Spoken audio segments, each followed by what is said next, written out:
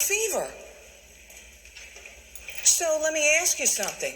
What is the most sensitive sign that an older adult has pneumonia if they're not running fever? What sign do you look for? An increase in respiratory rate. It's the most sensitive sign, so we look for an increase in their respiratory rate. What else do you need to know about? People ask me all the time, hey, Amelie, I'm getting ready to take the family exam, the adult gero exam. Do I need to be able to interpret chest x-rays? And I usually tell them, listen, I teach a lot of students who take the exam and give me feedback. I'm just not getting feedback that says they're getting a picture of a chest x-ray and a question that says, how would you interpret it? I'm not getting that from them. But you might need that information for your clinical practice. So I have a couple of good free sites or sources for you. Here's one of them. It's learningradiology.com. And if you go to the medical student drop-down menu, there's some good free information there that might help you. The other one is a reference from Medscape, and it's only for chest x-rays, but again, it's a good free source. So if you need that information, I would tell you, there you are, and there you have it. So that's when you might get a chest x-ray in a patient with acute cough. Well, we kind of have been talking about pneumonia, but now we really need to talk about it. If your background has been the hospital, then you know all about nosocomial pneumonia.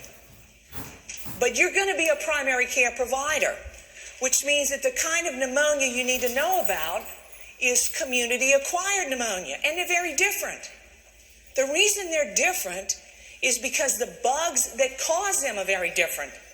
And if the bugs are very different, it means the antibiotic you choose is going to be very different as well. So the perspective that I want you to have with community-acquired pneumonia is that it's coming from a primary care perspective. Now, let's take a look and let's start from the beginning. Here's your first question, and it should be an easy one.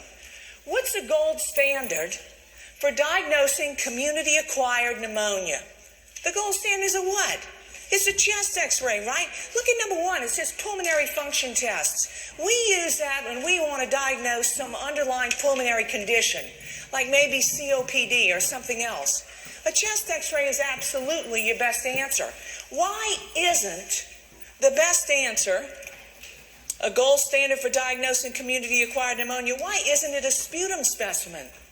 Because a sputum specimen lets you know what the bug is, and it came from somewhere. But the gold standard is a chest x-ray. So make sure that that's in your brain. So let me ask you another question. Is a chest x-ray still the gold standard if your patient has COPD? Of course it is, right? Of course it is. So, answer is yes. Everybody got it?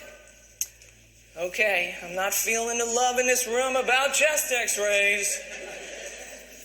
So here's your next patient. An older adult has suspected pneumonia. Which chest x-ray view or views should be ordered for this ambulatory patient? Well, you might be sitting there having this thought. I don't know, Amelie, I'm going to just order a chest x-ray. Radiologists are going to know what to do, huh? No, they only are going to do the views that you tell them to do. That's all they can legally do. In an ambulatory patient, we get a PA in lateral, circle number 3. Now, let me ask you something. Why are you getting a PA view instead of an AP view? Because if you get an AP view, the heart is going to appear this giant, and it occludes the lung fields. So when you get a PA view, you minimize the size of the heart, and you're able to see the lung fields a little bit better. You got it? So we get a PA in lateral, circle number 3.